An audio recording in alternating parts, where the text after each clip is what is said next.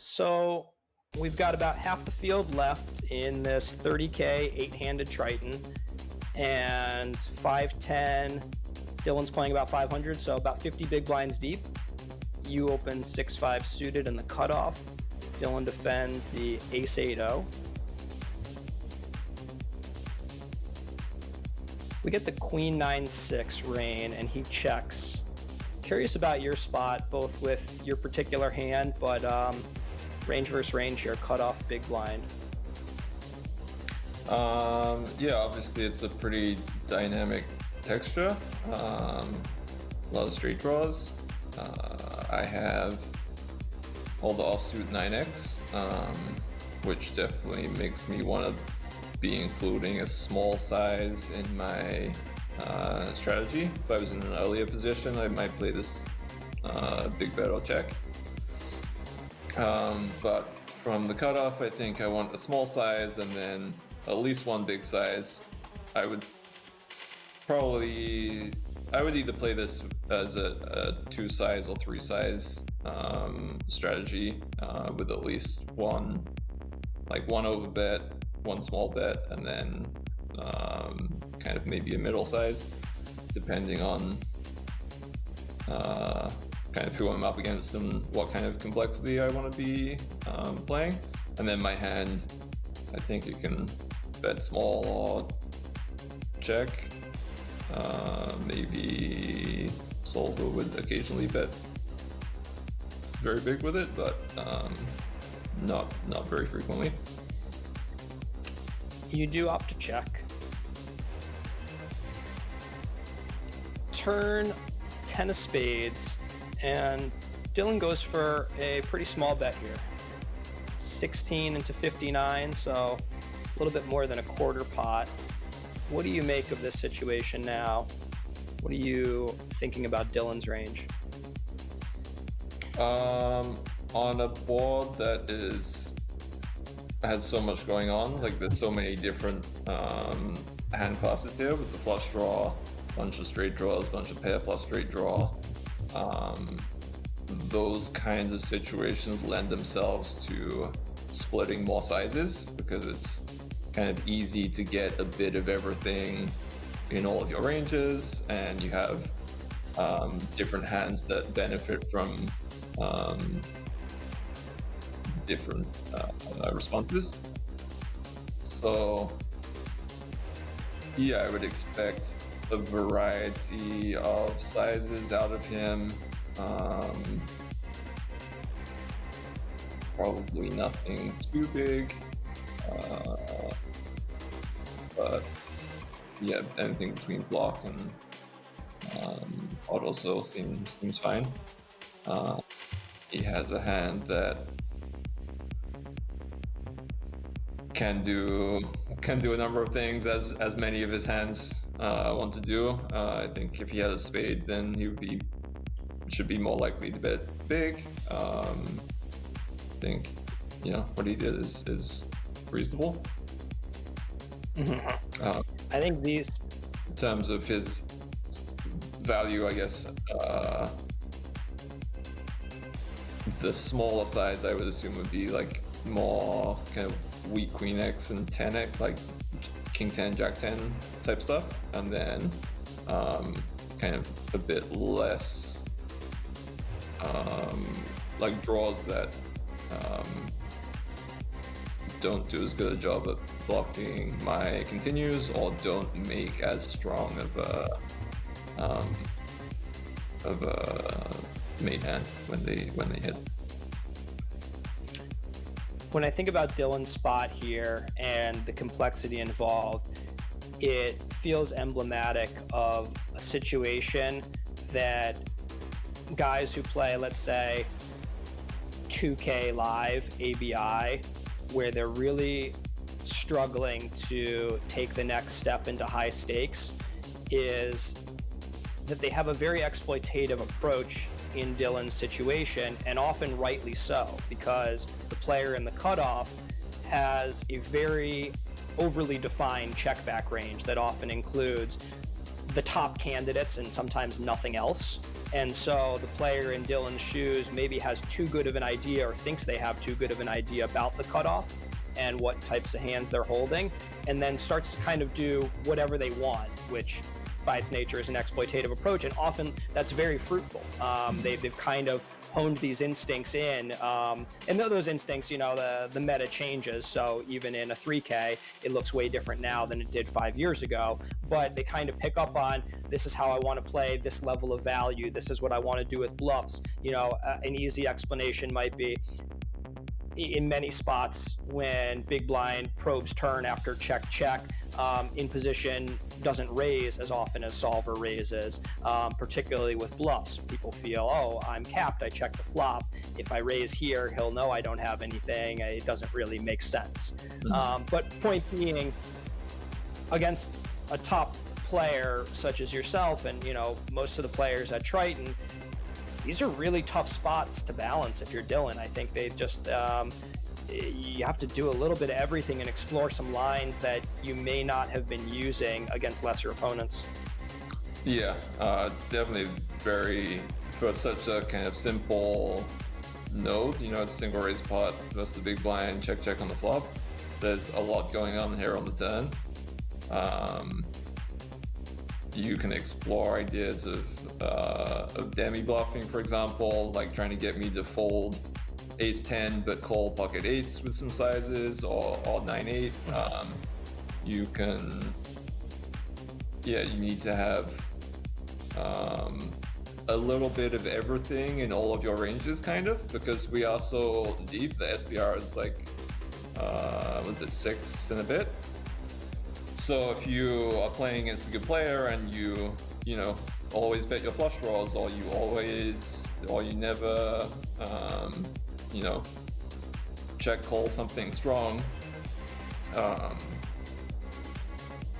there's a lot of ways to get caught out, I guess. That it's very difficult to kind of plan ahead for.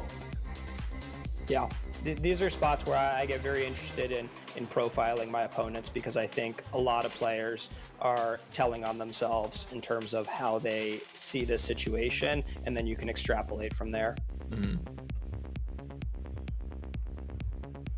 So you go for call. Reasonable to imagine there is a size that you would be folding if he went big enough? Yeah, certainly. I think I have a better continue with a lot of my weaker absolute hands, with obviously something like ace jack or ace 8 with the open-enders. I don't have like a ton of worse hands. Low pairs stand out, and obviously like the ace wheel or whatever when I don't see bet those. But yeah, if he pots it, I'm out of there for sure.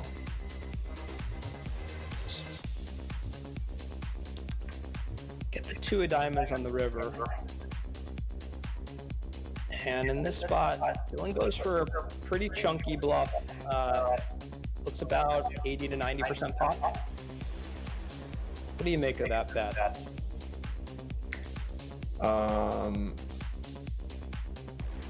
I think you can bet that size with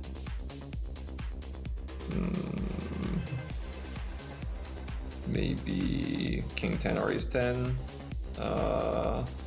plus. I think most of the weight in that size is going to be a weak queen. Obviously, you want to put your best hands in all the different sizes at some frequency, but I think kind of the story he's telling is a hand like queen 4, queen 5, something like that. How do you distinguish between good or bad bluff catcher in your spot?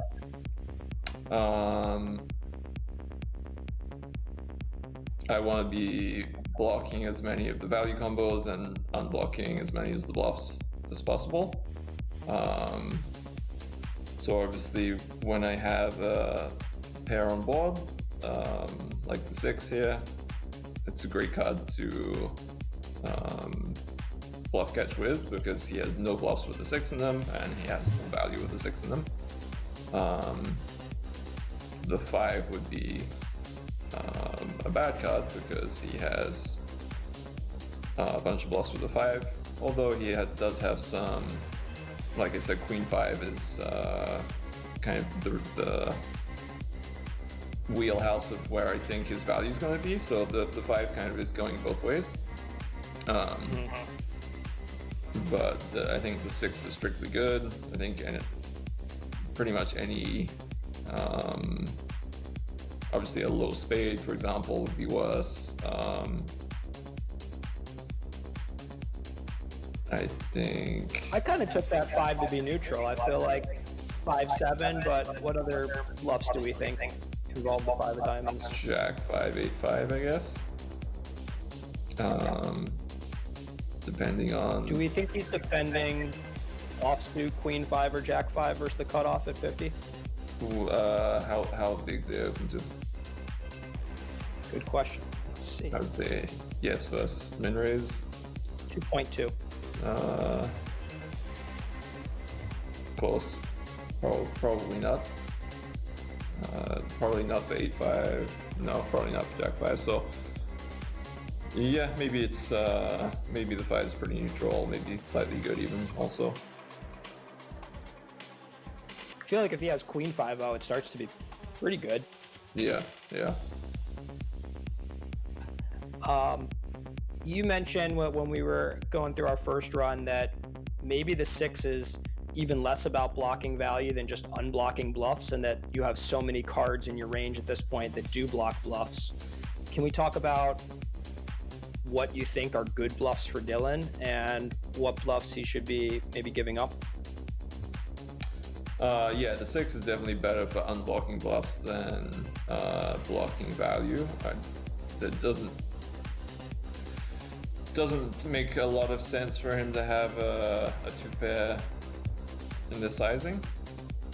I guess it could, but I think that often it would want to go bigger on the turn, or bigger on the river. Generally, when you're thinking about bluffing and you have a lot to choose from, you want to choose first candidates to the cards that you have the least frequently. So if he has, a Jack 3 suited type hand, like the 3, because he doesn't have the offsuit combos of 8-3, Jack 3, the 3 doesn't feature in many of his bluffs. So those ones you want to bluff with first, and then hands like flush draws, for example, or maybe 8x,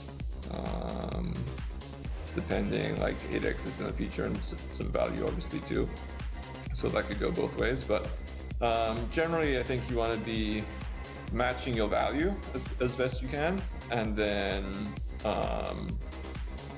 past that you want to be choosing either cards that you don't have very often or cards that they don't have very often to be able to tailor their bluff catching based on those cards.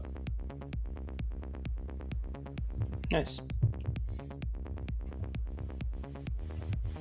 Let's go for a result.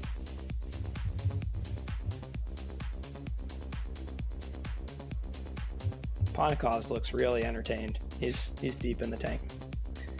Go for the call. Keep putting the chips out. Dylan's saying, take him back, take him back, take him back. And the raised eyebrows is always, I love the raised eyebrows when I made